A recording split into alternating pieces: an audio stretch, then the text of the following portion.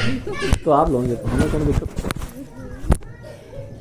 अभी कंस के बात करके बंद करेंगे। वहां मथुरा में वसुदेव देवकी बहुत आतुर है कि आज हमें भी अपने पुत्र के दर्शन होंगे। इतने वर्षों के बाद 10 वर्ष पहले मेरा बालक गोकुल चला गया था, छोड़ के आए थे, आज उसका दर्शन होगा। वो भी बहुत जो है प्रतीक्षा में है। इधर मैया ने भगवान को स्नान कराया, बढ़िया सुंदर सुंदर सुगंधित तेल लगाया, नया बढ़िया पीतांबर पहनाया। आज यशोदा मैया अपने पुत्र का अंतिम श्रृंगार करती हैं। श्रृंगार करते करते आंखों में आंसू जाते। आगे ऐसे अपने दिव्य बालक का मुंह में कब देखूंगी। मैया को देखा तो कन्हैया के भी आंखों में आंसू आ गए। चौंक गई मैया, जब मैं रोती हूं तो फिर रोने लगता है। हम मैं रोऊंगी नहीं मेरा बालक फिर रोएगा।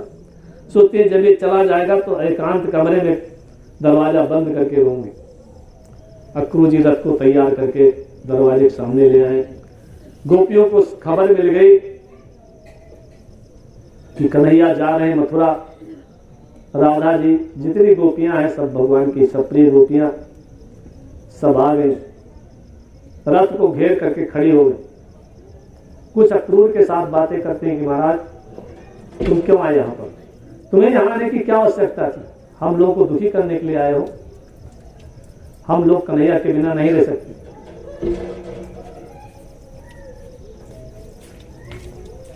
हम लोग जानते हैं हम लोग कोई पढ़ी लिखी तो नहीं, शिक्षित भी नहीं है। मथुरा की महिलाएं बड़ी पढ़ी लिखी हैं, बड़ी योग्य हैं। ये कन्हैया वहां गया तो उसकी सेवा करके सब लोग प्रसन्न कर लेंगे, तो कभी आएंगे नहीं लौट करके। तो हम लोगों के पेट में लात मारने के लिए लोग क्यों आए हो। आपस में बातें करती, कोई कहती मैं नहीं जानूंगी, एक ने कहा मैं रास्ता रोक लोगे, एक ने कहा हम लोग रास्ते पर लेट जाएंगे, देखते कैसे हमारे ऊपर से जाते हैं। कोई एक सखी कहती तुम्हारी कोई सुनने वाला नहीं है, नंद बाबा जाने वाले, सारी तैयारी कंप्लीट है। कृष्ण बलराम अंदर भोजन कर रहे हैं। भोजन करके हमारे कृष्ण बलराम जी बाहर आते हैं। बाहर देखते हैं कि गोपियां राधा जी के साथ मूर्छावस्था में। भगवान सबको चैतन्य करते हैं, कहते हैं हम जा रहे हैं लेकिन जरूर आएंगे, वापस आएंगे। गोपियों को समझाते हैं भगवान आप लोग रो मत, कोई जाने वाला हो तो उस समय आंसू नहीं गिराना चाहिए, क्योंकि जानते समय आंसू गिराओगे तो उसकी यात्रा मंगलमय नहीं रहती। गोपियों ने अपने आंसू सुखा लिए। हमारे भगवान को कोई अवसर नहीं होना चाहिए। भगवान फिर कहते हैं गोपियों चिंता मत करना, मैं आने वाला हूं, मैं जरूर आऊंगा। एक गोपी ने कहा कन्हैया मेरा नियम है जब तक मैं माखन मिश्री आपको अर्पण नहीं कर देती, पानी नहीं पीती। मैंने प्रातः काल से अकेले माखन मिश्री तैयार करके रखा है, थोड़ा सा भोग लगा करके तब जाना, फिर मथुरा में जाना, मैं आपको ज्यादा नहीं रोकूंगी। ऐसे से लोग अपनी अपनी बातें कहती है। कोई कहती जब मैं रोज आपको शाम की आरती करती थी, आप चले जाओगे तो मैं आरती किसकी करूंगी। भगवान सबको आश्वासन देते हैं कि हम जा रहे हैं लेकिन हम आएंगे, जरूर आएंगे। कृष्ण बलराम रथ में बैठ गए। गोपियां भगवान का अंतिम दर्शन करती हैं। इसके बाद कब दर्शन होगा पता नहीं, और वो सब जो है रोने लगी। एवं ब्रुवाणा विरहातुरावृशं ब्रज स्त्रिया कृष्ण विषक्त मानसा विसृज्य लज्जां रुरुदुष्मशोश्वरं गोविंद दामोदर माधवेति। गोविंद दामोदर माधव का नाम ले करके रोने लगे। भगवान कहते मैं फिर आऊंगा। जैसे भगवान का रथ चला, पीछे सब गोपियां रोती हुई दौड़ी।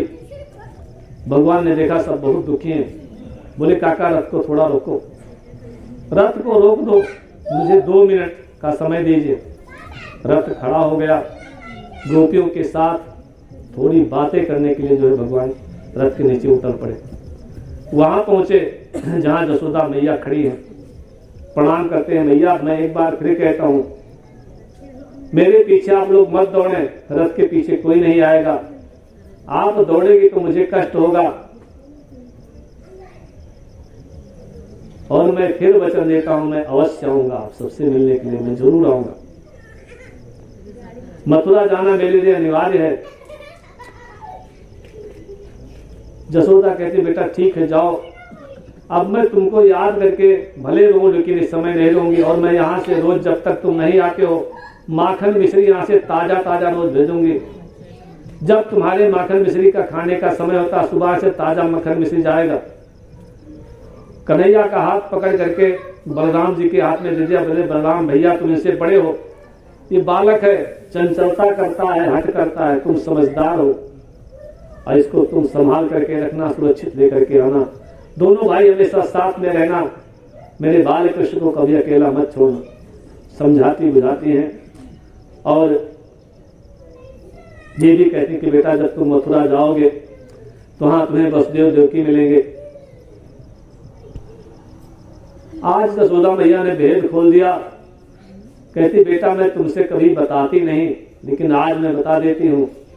मैंने ऐसा लोगों से सुना है कि तू देवकी का 8वां पुत्र है, वो देवकी तुम्हारी माँ है, ये जसोदा मैया तुम्हारी माँ नहीं है। मैंने तुम्हें कभी नहीं बताया कि तुम्हारी माँ देवकी है। मैंने तुमसे चोरी की बेटा, बहुत बड़ी गलती हुई, क्योंकि मैं सोचती थी मेरा पुत्र हमेशा सुख से रहे, आनंद से रहे, कभी उसको दुख ना हो। तुम यहाँ से जाना मथुरा तो देवकी से जरूर मिलना, उनको प्रणाम करना। ये सब कह करके मैया आंसू गिराने लगी। भगवान के भी आंसू गिर पड़े। बोलते मैया आप कुछ मत कहो, अब मैं सब समझ रहा हूँ, अब तुम ज्यादा बोलोगी तो मैं जा ही नहीं पाऊंगा। बार बार प्रणाम किया मैया को। भैया मुझे तुम्हारी हमेशा चिंता होती रहेगी और तेरा कन्हैया जरूर वापस आएगा। भगवान का रथ चल पड़ा। बहुत दूर तक गोपियां पीछे पीछे दौड़ती रही। जब रथ का दिखाई देना बंद हो गया तो सब थक करके वहीं बैठ गए, भगवान की याद करने लगे। जसोदा मैया का आशीर्वाद लेकर के कृष्ण बलराम रथ में बैठ गए। जमुना जी के किनारे पहुंचते दोपहर हो गया है। अक्रूर जी मध्याह्न संध्या करने के लिए जमुना जी में स्नान करने के लिए गए। रथ पर बलराम कृष्ण बैठे हैं। जमुना जी में डुबकी लगाते हैं तो वहां भगवान का दर्शन होता है। बाहर से निकालते हैं तो वहां भगवान का दर्शन होता है। डुबकी लगाते लगाते सायंकाल हो गई, तब जा करके वहां से मथुरा पहुंचे। अक्रूर जी महाराज बड़ा आग्रह करते हैं कि कृष्ण बलराम से मेरे घर में चलो। भगवान कहते काका जी निमंत्रण मामा जी ने दिया है, तो या तो मैं अपने घर वालों के साथ रहूंगा या फिर मामा जी के घर में रहूंगा। दूसरे के घर में चरण जब रखूंगा जब मामा से मिल लूंगा। आज मैं जाने वाला नहीं, लेकिन वापसी में मैं जरूर आपसे मिलूंगा। अक्रूर जी उनको वहीं नंद बाबा के पास छोड़ करके राजमहल चले गए। कंस महाराज से बताया कृष्ण बलराम को मैं ले आया हूँ, नंद जी के साथ है और कल आपसे मुलाकात करेंगे। नंद बाबा का डेरा लगा हुआ है मथुरा के बाहर, एक बहुत बड़ा बगीचा है। वहाँ कृष्ण बलराम वहां पहुंच गए। नंद जी आ गए थे, दोपहर से ही प्रतीक्षा कर रहे थे। कन्हैया के आने की खबर पूरे डेरे में फैल गई। सब लोग आनंदित हो गए। नंद बाबा ने गोद में बैठा करके दोनों भाइयों को प्यार किया। जसोदा मैया ने कृष्ण को जो जो भी खाने के लिए सामग्री अच्छी अच्छी सब बना करके बंद करके सब्जी पैक करके ग्वाल बालों के साथ हमारे भगवान बैठ गए भोजन करने के लिए। आज पहला दिन है कि हमारे कृष्ण भगवान बिना मां के भोजन करने बैठे हैं। जैसे भोजन की थाली को हाथ लगाते हैं आंसू टपकने लगते हैं। नंद कहते बेटा भोजन के समय रोते नहीं, क्या हो रहा, क्यों रो रहे हो? बाबा मुझे माँ की याद आती है, मेरी माँ बड़ी भोली है, घर में रोती होंगी, आज मेरी मैया को कौन संभालेगा, मैं अपनी माँ को छोड़ करके आया हूं। नंद बाबा समझाते हैं बेटा 5-6 दिन के बाद हम लोग घर पहुंच जाएंगे, रोना नहीं चाहिए। फिर सोचते हैं पहली बार घर से बाहर निकला है, दुख तो होता ही है। धीरे धीरे सब लोग खा पी करके सो गए। प्रातः काल हुआ, नहा धो करके तैयार हुए। बच्चे कहते कन्हैया अब मथुरा देखने की इच्छा है। हमने नाम बहुत सुन रखा है, वहाँ के दुकान मकान मंदिर सुंदर सुंदर हैं, आदमी निवासी सुंदर सुंदर हैं, वहाँ लोग बड़े अच्छे अच्छे कपड़े पहनते हैं, सामने सुना है। तो सब लोग मिलजुल के नंद बाबा के पास पहुंचे, प्रणाम करते हैं। बोले आपका आदेश हो तो हम लोग थोड़ा जो है चले जाएं। नंद बाबा ने कहा देखिए राजधानी अपना गोकुल नहीं है, और इस राजधानी के राजा महाराज कंस हैं।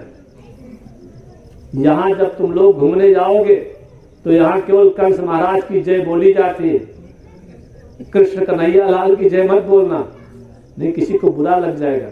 जब भी जय बोलने की इच्छा हो बोले कंस महाराज की जय, ऐसे बोलना। बहुत बड़ा सार है, बहुत भीड़ होती है। हमेशा अपने सड़क के किनारे किनारे बाईं तरफ जाना और सायंकाल होने के पहले घर वापस आ जाना। रास्ते में कोई लड़ाई झगड़ा कुछ तूफान मत करना, चुपके से जाना, धीरे धीरे लौटाना, किसी से बातचीत मत करना, कहीं कोई न खाने वाली वस्तु मत खाना, अपरिचित वस्तु। खूब समझा बुझा दिया और बलराम जी से कहा कृष्ण को ठीक से ले जाना है, बड़ा नटखट है, ध्यान रखना इसका।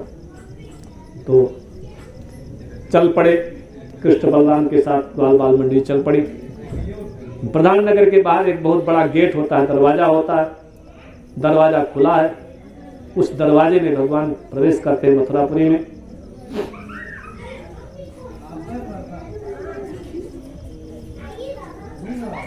भगवान के जो साथी उनके साथ है वो सोचते थे कि कन्हैया हम लोगों को हमेशा कुछ ना कुछ देता है और हम इनको कुछ दे नहीं पाते। तो बच्चों की आदत थी, कुछ नहीं था तो जय जयकार करते रहते थे। जैसे गेट में घुसे पहला नियम भंग, बोले कृष्ण कन्हैया लाल की, दाऊ जी महाराज की। आप जय जयकार हो गया। वो जय जयकार की आवाज, भाई 20 25 50 बच्चे थे, जोर से आवाज सुनाई पड़ी। अब मथुरा की गलियों में वो आवाज गूंज गई। कहते हैं जिस स्त्री के कान में आवाज पड़ी बेचारी कुछ काम करते काम छोड़ करके दौड़ करके चली जाए। पहला ही दर्शन भगवान का वो गदगद हो गई। आगे बढ़ते हैं तो बहुत चौड़ा राजमार्ग मिलता है जिस पर कंस महाराज की सवारी चलती थी। राजमार्ग पर चल पड़े, बड़ा सुंदर बना है। इतनी सुंदर साफ सुथरी सड़क कभी देखी नहीं थी। रास्ते में कंस महाराज का धोबी मिल गया। वो रामावतार वाला जीव है जिसने सीताराम भगवान की निंदा की थी, वही जो कंस का धोबी बन करके पैदा हुआ। उस जन्म में तो भगवान ने उसका कुछ नहीं किया था, लेकिन सोताचार कृष्ण जब वो कृष्ण का अवतार लेंगे तो निंदा वाले को सजा देंगे। अब सोचिए लाखों वर्षों के बाद भी भगवान किसी को छोड़ते नहीं, कर्मों का फल देंगे। आज वो धोबी मिल गया। महाराज का धोबी है, राजा का धोबी है, अकड़ करके चलता है। कृष्ण ने देखा, प्रणाम किया। धोबी मामा प्रणाम। उसने कहा मैं तुम्हारा मामा कब से हो गया? अच्छा अपने यहाँ एक परंपरा है, अब तो थोड़ा कम होगी।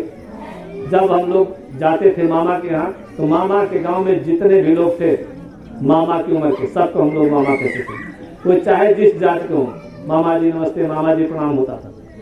उसी परंपरा में हमारे गोविंद भगवान ने कहा धोबी मामा प्रणाम। इतना गट्ठल लेकर के कपड़ा कहाँ जा रहे हो? बोले हैं हम कंस महाराज के जो है राजसी जो है धोबी है, उनका कपड़ा धोते हैं, उसको ले जा रहे हैं। बोले तो इतना एक गट्ठल कपड़ा क्या करोगे? 2-4 हमारे मित्रों को दे दो, हम लोग भी थोड़ा अच्छे कपड़े पहन लें। उस धोबी को क्रोध आ गया। घमंड में बोलता है देहाती हो, अक्ल नहीं है, कि तुम्हारा गोकुल थोड़े गांव से आए हो, कि कंस महाराज की राजधानी है, राजा के कपड़े मांगते हो, सिपाही आएगा और पकड़ करके हाथ पांव तोड़ देगा, जेल में बंद कर दे, क्या समझते हो?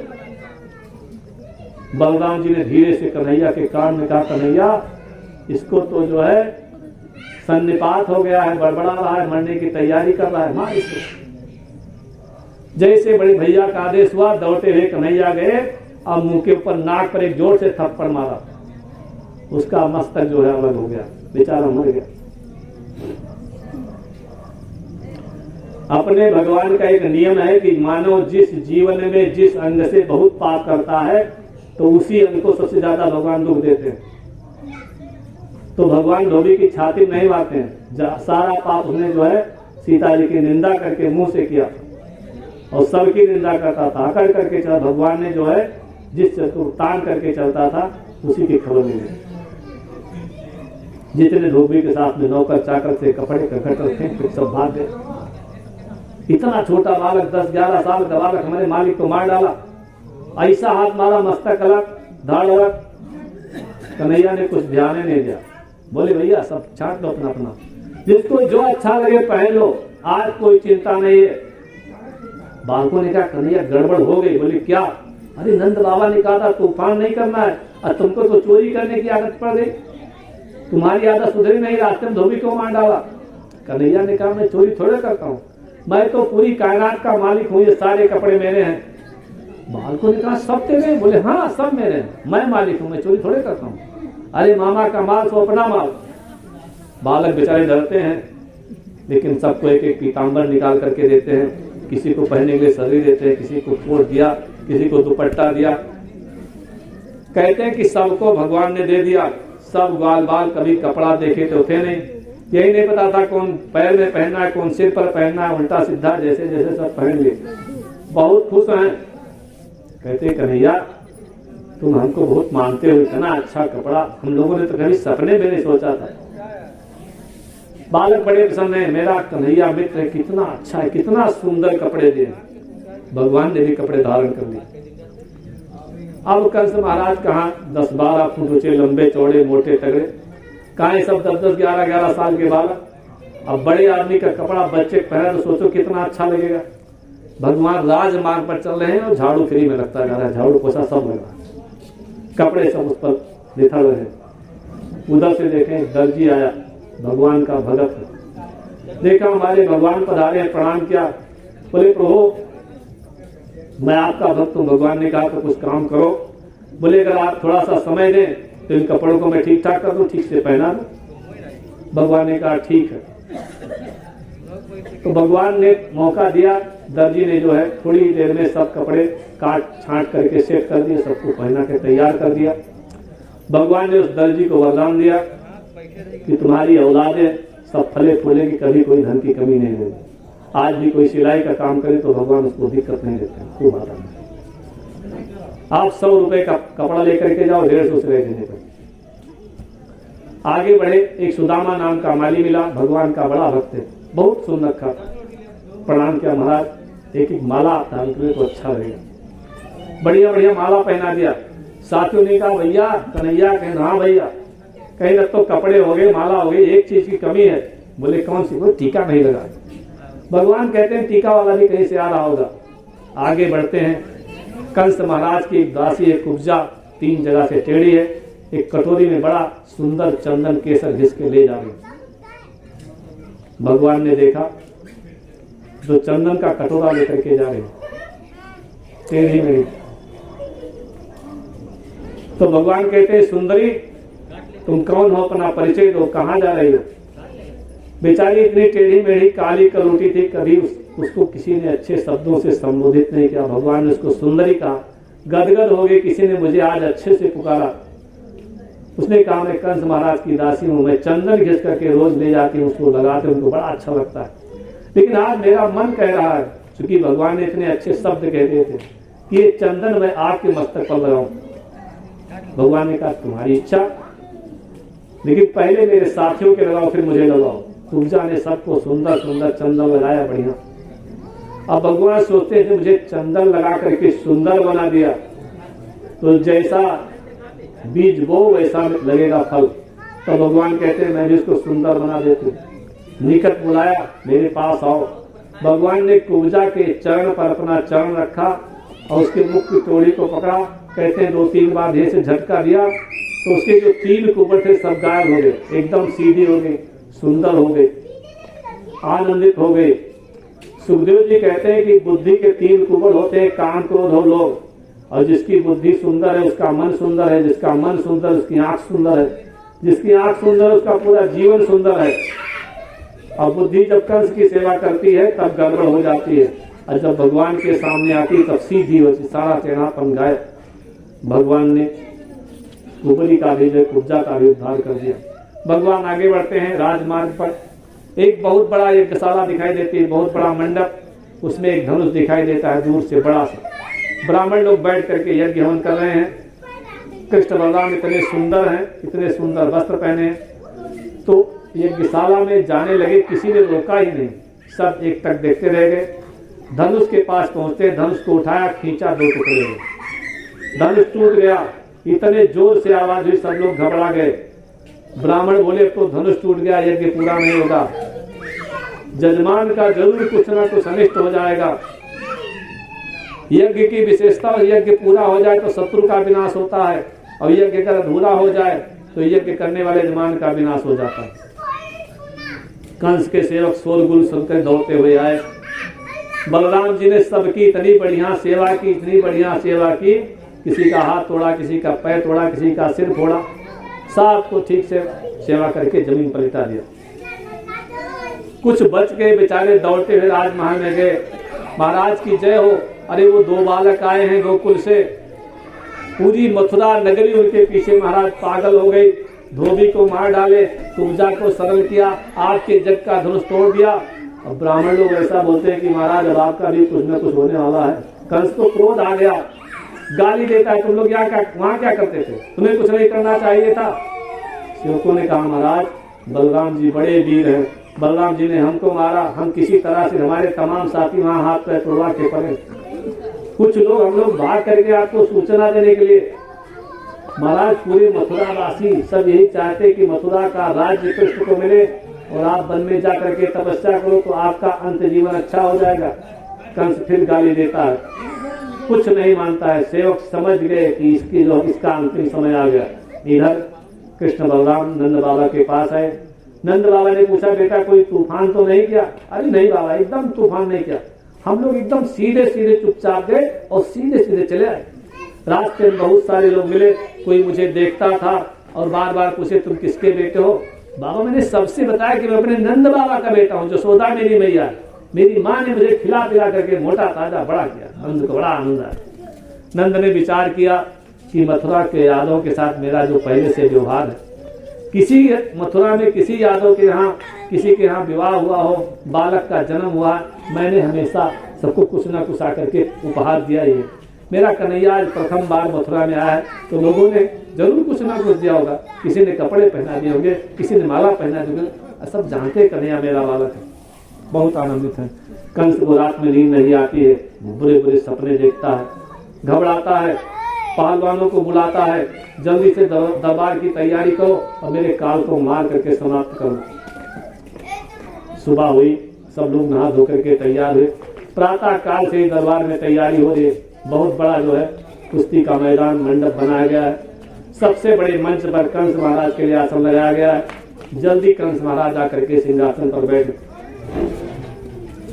एक सिपाही को भेजा, दौड़ करके नंद बाबा के यहाँ गया, चलो जल्दी चलो कंस महाराज बुलाते हैं। नंद बाबा को आश्चर्य हुआ, मुझे क्यों बुलाते हैं? नंद ने उससे कहा मैं जा रहा हूँ पीछे, आप लोगों को आना होना तो आना, जैसी विचार हो। आज राजाओं का दरबार है और वहां एकदम चुपचाप बैठना, कोई भी शरारत नहीं करनी है, आप लोग आना, मेरे पास में बैठे रहेंगे। कन्हैया ने कहा बाबा आज तो मैं बिल्कुल कोई भी तूफान करूंगा नहीं। अरे महाराज आप नहीं, आप लोग मथुरा के लोग बड़े उत्पात हैं। हम लोग गांव में रहते ना, कल हम लोग जब घूमने गए थे हम लोग खूब बुराई की, बोले गांव से आए, देहात से आए, मूर्ख हैं, पढ़े लिखे नहीं है। अच्छा बाबा तुम ही बताओ, मेरे मित्र बेचारे इतने सरल हैं, सीधे हैं, जिंदगी भर से बचपन से मेरे साथी हैं, अब इनको कोई उल्टा सीधा कहे तो मुझे तो सहन हो। बाबा मैं कोई तूफान नहीं करूंगा, लेकिन अगर किसी ने कारण मेरे मित्रों के साथ कुछ उल्टा सीधा किया तो मैं किसी को छोड़ने वाला नहीं हूं, पक्का है, लेकिन मैं आगे कुछ नहीं करूंगा। नंद से कहा आप आगे आगे जाओ, हम लोग पीछे पीछे आते हैं। नंद बाबा भेंट की सामग्री सजाते हैं, दरबार में पहुंचे, महाराज को भेंट दिया, प्रणाम किया, उनके लिए भी एक पृथक आसन लगा था, वहां बैठा दिए गए। गोकुल से आने वालों के लिए अलग मंच की व्यवस्था थी, महिलाएं अलग बैठी थी, पुरुष अलग बैठे हैं, ब्राह्मण लोगों के अलग स्थान है। इधर कृष्ण बलराम अपने मित्रों के साथ निकल पड़े दरबार जाने के लिए। उस मंच जो अंदर बना है उसके बाहर ही एक गेट है, वहां पर कुबला पीड़ नाम का हाथी है, जिसको जो है पीलवान ने जो है मदिरा पिला करके मस्त कर दिया। भगवान ने उसका भी उद्धार किया, उसके दांत को तोड़ करके एक एक दांत दोनों भाई लेते हैं हथियार के रूप में। रंगभूमि में भगवान प्रवेश करते हैं, रंगशाला में देखा कि वहां बड़े बड़े ऋषि लोग सब बैठे हैं, साधु संत ब्राह्मण राजा महाराज सब बैठे हैं। सब लोग जो है भगवान का दर्शन करते हैं तो जाकी रही भावना जैसी, प्रभु मूर्त देखी तिन तैसी। जैसे जो लोग हैं उनको ऐसे भगवान दिखाई देते हैं। व्यास जी कहते हैं मल्लानाम असनिर्नृणाम नरवरा स्त्रीणाम स्मरो मूर्तिमान गोपानाम स्वजनो सताम क्षितिभुजाम शास्ता स्वपित्रो शिशु मृत्युर्भोजपते विराड विदुषां तत्त्वं परम योगिनां वृष्णीनां परदेवेति विदितो रंगम गता साग्रजा। भगवान पहुंचे तो ऋषियों ने जब उनको देखा तो बोले, उनको लगा कि जिन नारायण का हम सुबह सुबह 4 बजे उठ करके ध्यान करते हैं परमात्मा का, बस वही आ गए। और जो वहां स्त्रियां थी उनको तो लगा कि कामदेव साक्षात अवतार धारण करके आ गए। जो वहां पर बड़े बड़े पहलवान बैठे थे उनको लगा बहुत बड़े बड़े भयंकर पहलवान आए हैं हमसे युद्ध करने के लिए। जो वहां ग्वाल बाल बैठे थे उनको लगा कोई हमारा भाई बंधु, हमारा अति प्रिय व्यक्ति यहाँ पर आया हुआ। जो वहां पर राजा बैठे थे उनको लगा कि कोई बहुत बड़ा, हमसे भी बड़ा राजा यहाँ पर आ गया। जो वहां पर छोटे छोटे बालक थे उनको लगा हमारा कोई अभिभावक, हमारा कोई पिता, हमारा कोई जो है स्वामी यहाँ पर आ गया। कंस महाराज को लगा मृत्यु साक्षात स्वरूप धारण करके हमारे पास आ गई। योगियों को लगा जिस परम तत्व का हम ध्यान करते हो परम परमात्मा हमारे यहाँ आ गया। इस प्रकार से जो जैसे जिसके मन में भाव था उसको वैसे दिखाई दिए। कंस ने चाणूर को आंख से संकेत किया, क्या देखता है, अरे यही मेरा काल है, निपटा देना। चाणूर खड़ा हो गया, हाथ ऊंचा किया, बोला हे कृष्ण, हे बलराम, अखाड़े में आ जाओ।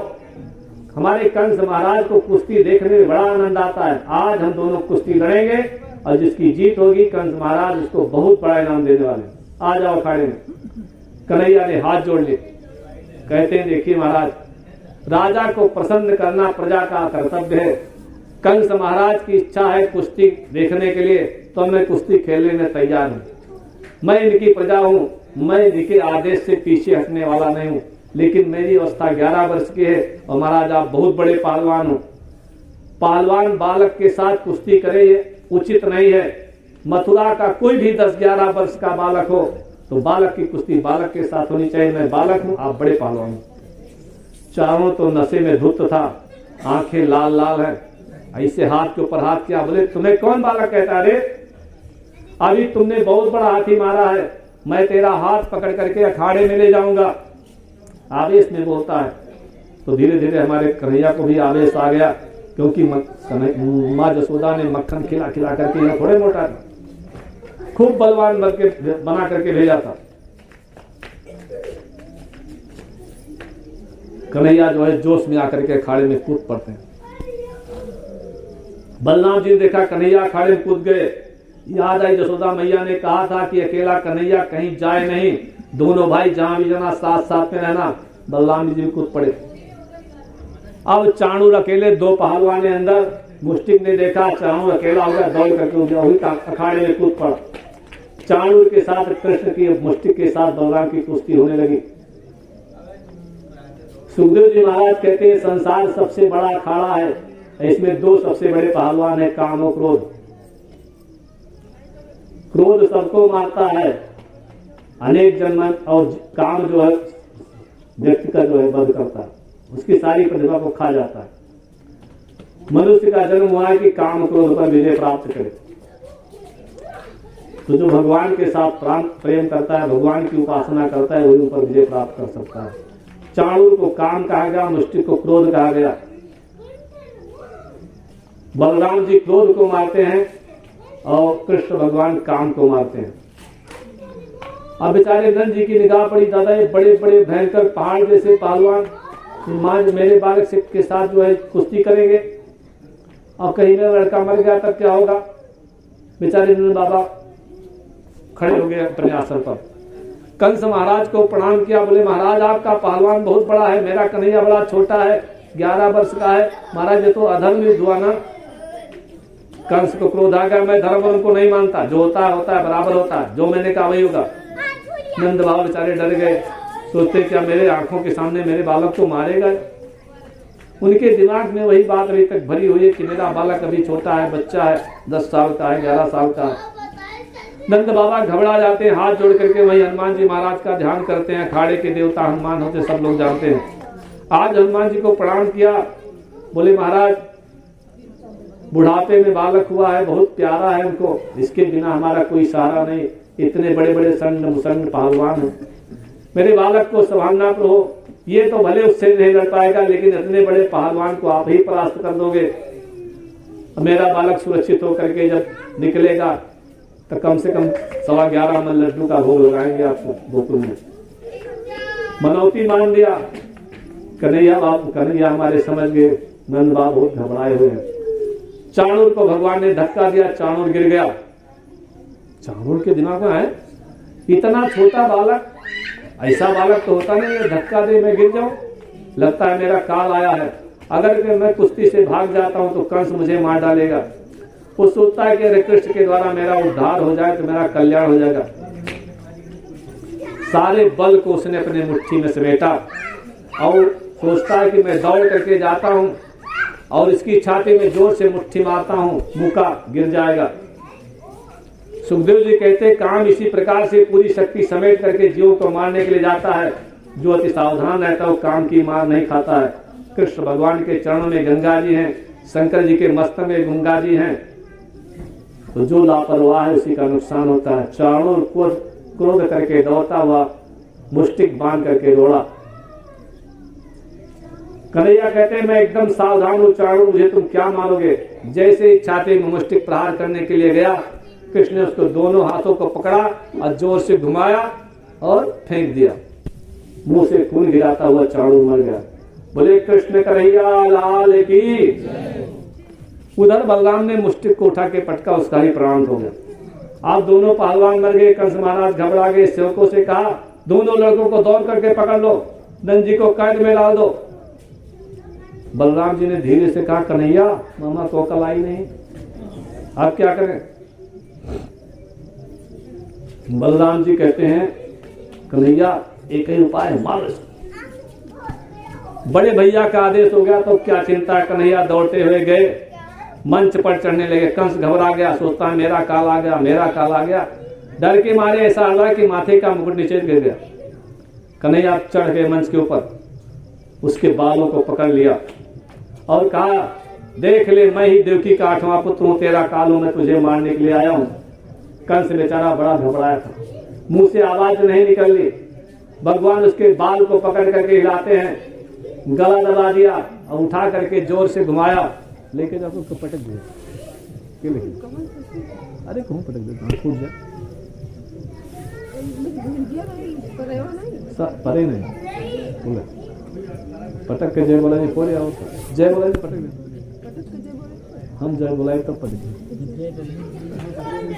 हाँ हाँ जहाँ फूट जाए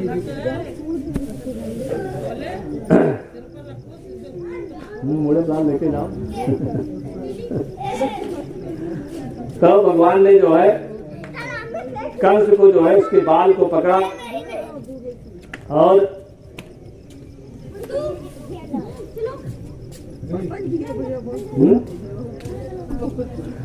बाल पकड़ करके हिला डुला, गला दाब करके उसको जोर से घुमाया और पटक दिया। बोले वृंदावन बिहारी लाल की।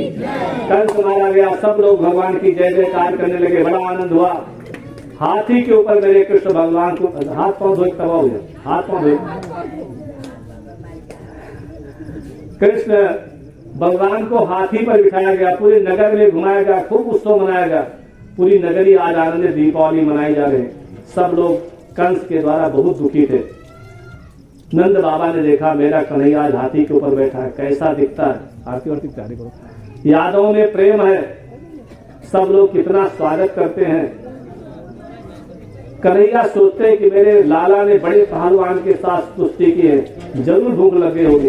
ये लोग इसको माला पहनाए, कुछ खिला पिला नहीं रहे। उनको यही दिखाई देता है माता पिता को मेरा बच्चा भूखा है।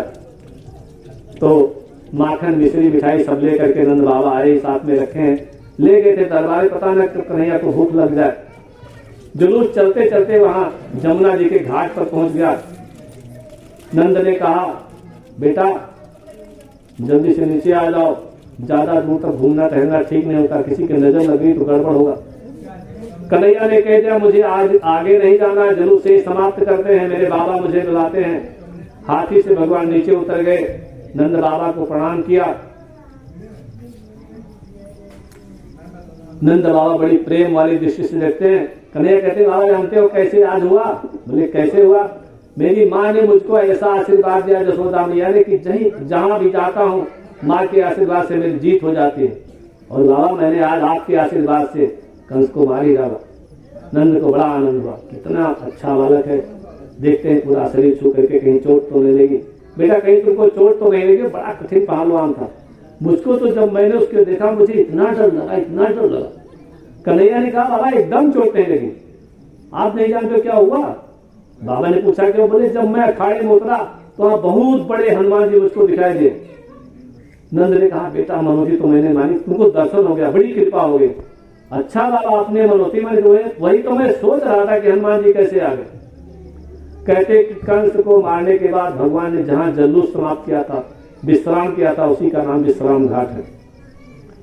नंद बाबा ने कहा भैया सब हो गया, वो बेचारे वसुदेव जो की कारागृह बड़े दुखी, उनको वहां से छुड़ा दीजिए। हमारे मित्र हैं कृष्ण बलराम दो तेरे पहुंचते हैं, कारागृह में बड़ा दुख है, लेकिन दुख में भी वो शांति रखे हैं। सोचते मेरा कोई पुराना पाप बाकी उसी को भोग रहे हैं। सोचते मथुरा में कृष्ण बलराम पधारे, ऐसी खबर मिली, कब दर्शन होगा? मन को साफ रखते हैं और भगवान का ध्यान करते हैं। हम लोग भी भगवान का ध्यान करेंगे और फिर आगे चलेंगे। बोलो श्रीमन नारायण नारायण नारायण।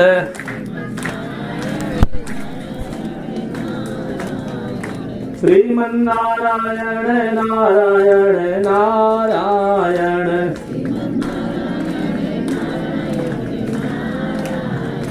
लक्ष्मी नारायण नारायण नारायण।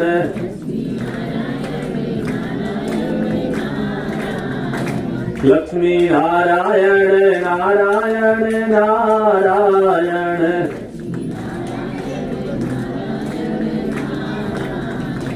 बद्री नारायण नारायण नारायण।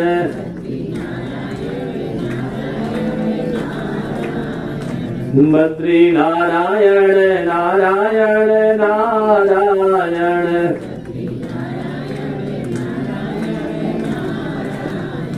श्रीमन नारायण नारायण नारायण।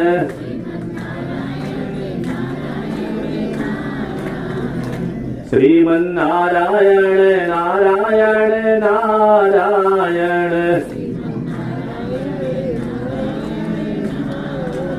बोले नारायण भगवान की। कंस का वध हो गया।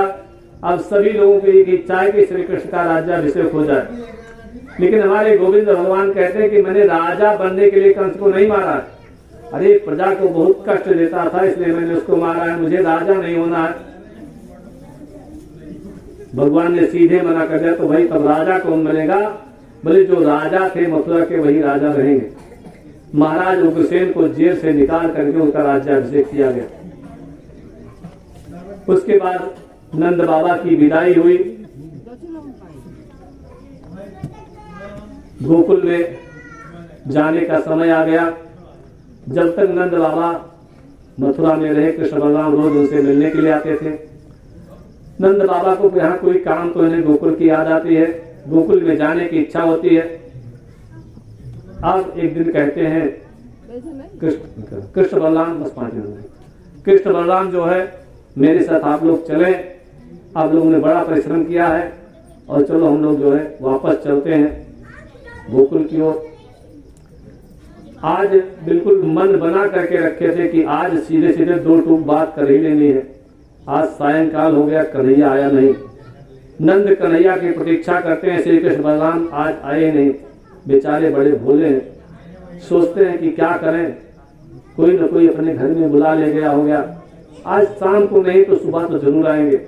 रात भर भगवान का ध्यान करते रहे, चिंतन करते रहे, लेकिन कन्हैया नहीं आए। प्रातः काल में गर्गाचार्य जी आ गए।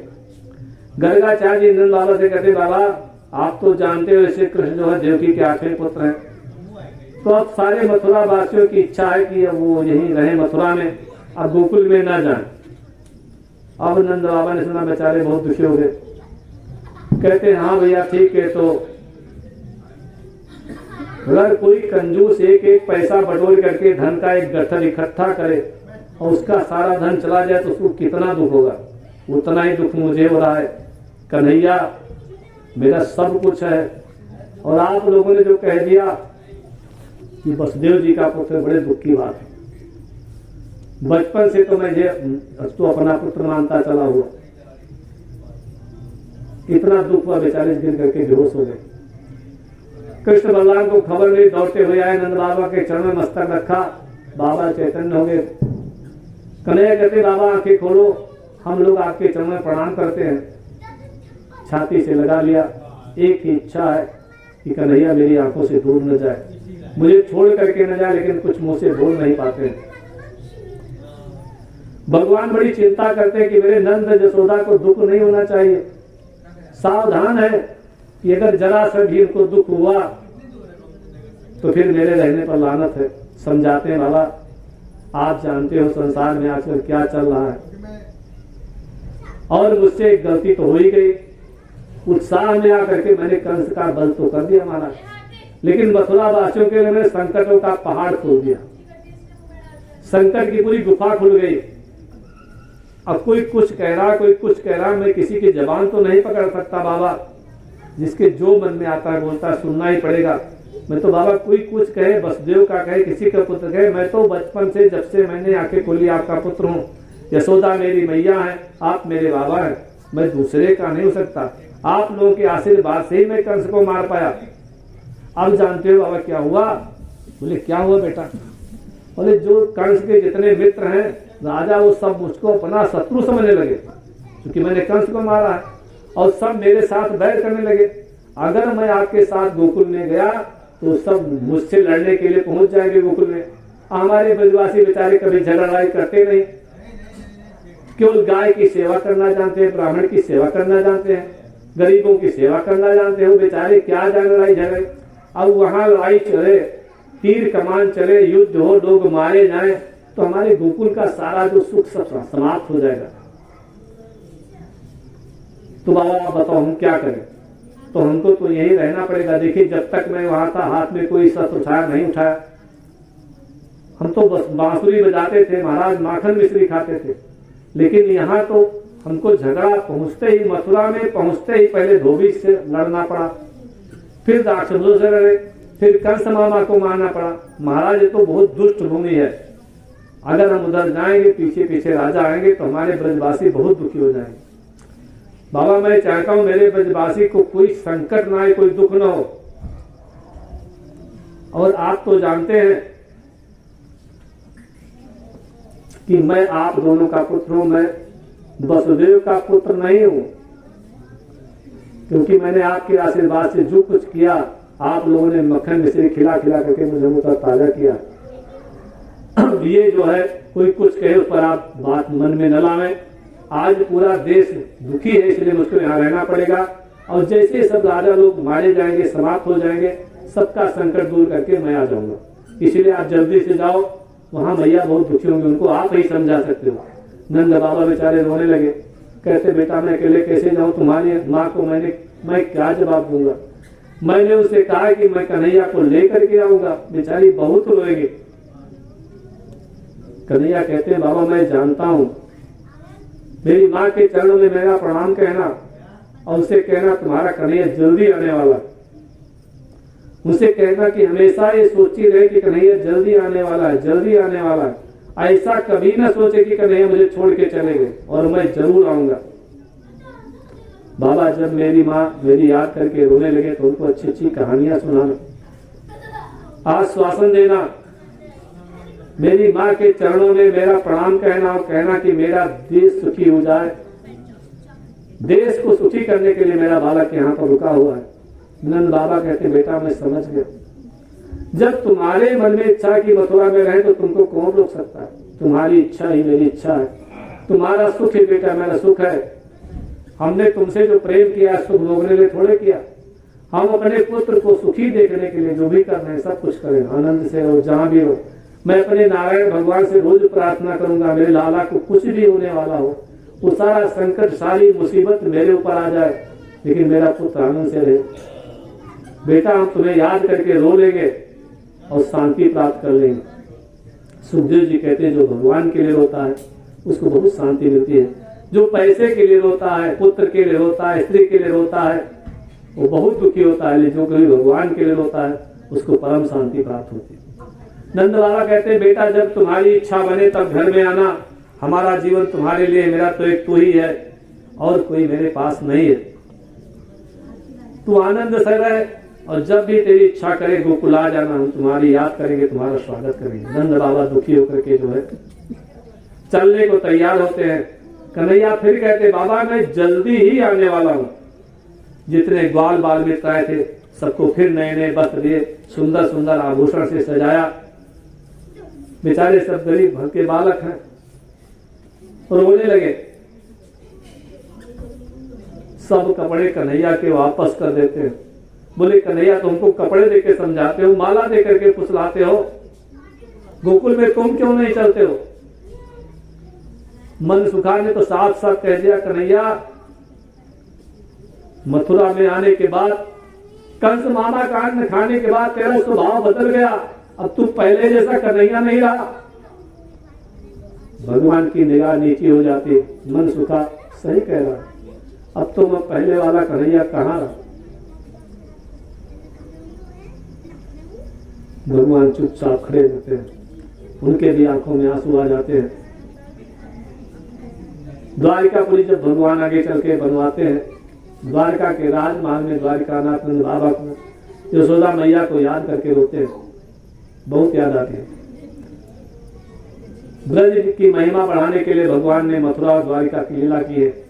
कभी भी पूरे जीवन में भगवान ब्रजवासियों को भूले नहीं। सबको भगवान ने विदा कर दिया। नंद बाबा को गाड़ी में बैठाया, चरणों में सिर रख करके फिर से प्रणाम किया। कान में कहते हैं बाबा कोई कुछ भी बोले तो उस पर आप ध्यान मत देना, हमेशा याद रखना कि मैं आपका हूं, आप मेरे हैं। नंद बाबा को विश्वास हो गया कन्हैया मेरा है, किसी का पुत्र नहीं होगा। खूब मन से आशीर्वाद देते हैं, रथ में बैठ करके चल देते हैं। हम लोग भी भगवान के नाम का 2 बार कीर्तन करेंगे और आरती प्रसाद। जय बोलो कृष्ण कन्हैया की जय बोलो,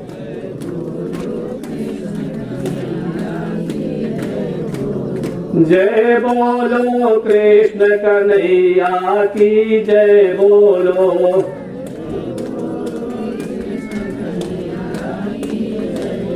जय मुरली मधुर बजैया की जय बोलो,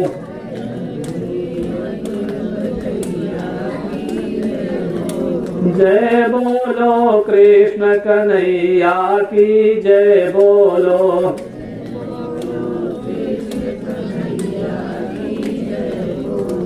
वे मुरली मधुर बजावे, ग्वालन संग धेनु चरावे, वे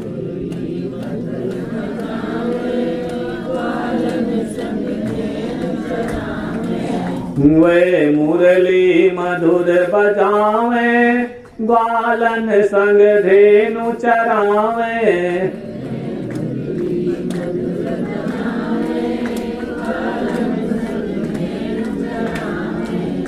जय काली नागन थैया की जय बोलो,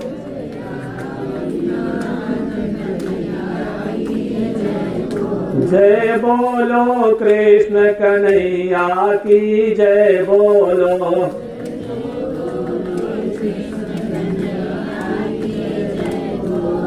गोवर्धन गिरि को धार्यो, ब्रज डूबत सबहि उबार्यो,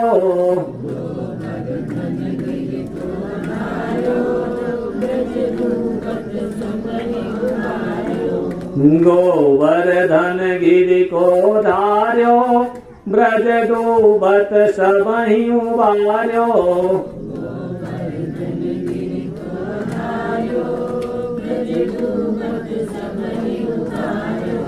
श्री बलदाऊ जी के भैया की जय बोलो,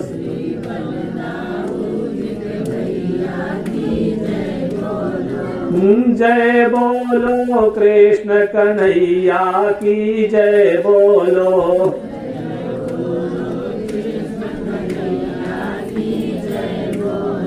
सखियन संग रास रचायो, ब्रज गोपीन सबहि रिझायो,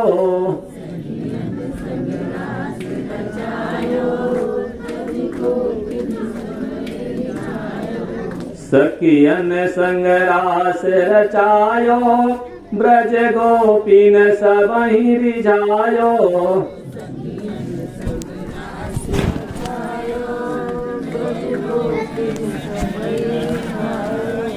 श्री नंद जसोदा जी के छैया की जय बोलो।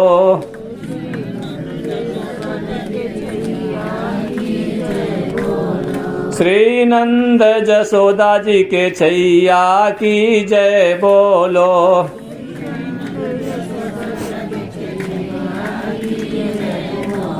जय बोलो कृष्ण कन्हैया की जय बोलो।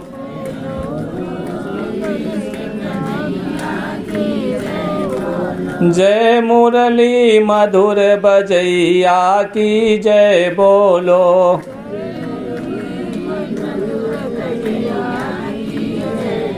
जय मुरली मधुर बजैया की जय बोलो।